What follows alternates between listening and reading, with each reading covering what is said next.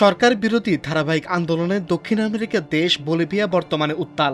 পরিস্থিতি মোকাবেলায় দেশটির প্রেসিডেন্ট রদ্রিগো পাজ গত শনিবার জরুরি অবস্থা ঘোষণা করেছেন। সড়কে স্থাপিত অবরোধ সরিয়ে নিতে সেনাবাহিনী ও বুলডোজার মোতায়েন করা হয়েছে।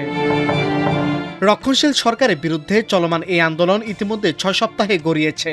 শ্রমিক সংগঠন, আদিবাসী সম্প্রদায় এবং কোকা চাষিরা দেশের বিভিন্ন অঞ্চলে বিক্ষোভ মিছিল ও সমাবেশ করেছেন। অনেক স্থানে সড়ক অবরোধের ঘটনাও ঘটেছে। দীর্ঘস্থায়ী এই আন্দোলনের ফলে বলিভিয়ার প্রধান শহরগুলোতে খাদ্য, ওষুধ ও জ্বালানির সংকট তীব্র আকার ধারণ করেছে। পাশাপাশি দেশের অর্থনীতিতে কয়েকশো কোটি ডলারের ক্ষতি হয়েছে। বিক্ষোভের চাপে গত 2 দশকের মধ্যে ক্ষমতায় আসা প্রথম অসমাজতান্ত্রিক সরকারটি টিকে থাকা নিয়ে চ্যালেঞ্জের মুখে পড়েছে।